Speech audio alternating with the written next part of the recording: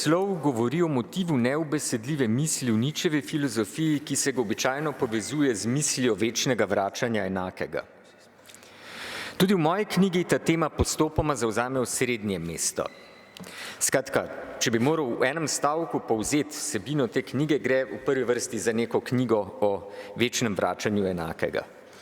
Vseeno pa njena izvorna ideja izhaja iz opažanja, da motiv neubesedljivega ne napotuje samo na posebnost večnega vračanja, ampak tudi na najsplošnejši vidik Nietzscheve epistemologije, ki se v prvi vrsti nanaša prav na problem govorice. Nietzsche se je zelo dobro zavedal, da mislimo samo v jezikovni obliki.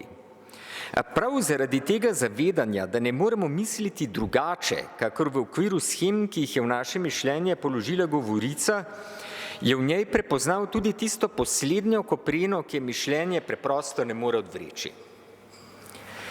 Svet, kakršnega si predstavljamo in kakršnega doživljamo, se pravi svet, v katerem se sami dojemamo kot subjekti, ki jim nasproti stoji zunanji svet objektov, je tako po Nietzscheju zgolj zunanji odsev strukture govorice. Vprašanje, kakšen je svet dejansko, torej onkraj matrice, ki jo nanj povezne govorica, pa je pri Nietzscheju še posebej zahtevno, ker tudi sama predstava, da onkraj pojavnega sveta sploh obstaja svet resnično bivajočega, izvira iz iste korenine kot samo popačenje. Korenina substančne predstave je, zapiše Nietzsche, v jeziku in ne v bivajočem zunaj nas.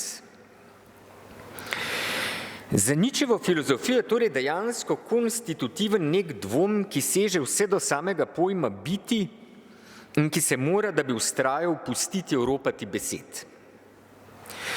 In dejansko se prav v tej točki Nietzscheva epistemologija sklene z mislijo večnega vračanja. Ta seveda vsebuje številne vidike.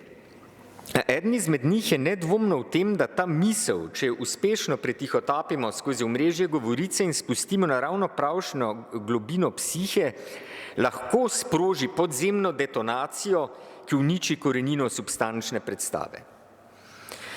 Skoraj zagotovo po tej detonaciji ne bomo zagledali resničnega sveta, se pravi sveta, kakršen naj bi bil brez intervencije govorice, zagotovo pa bi po njej mislili drugače.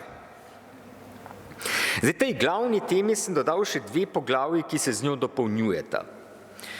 Četrto poglavje govori o zelo aktualni temi Nietzscheve kritike objektivnosti.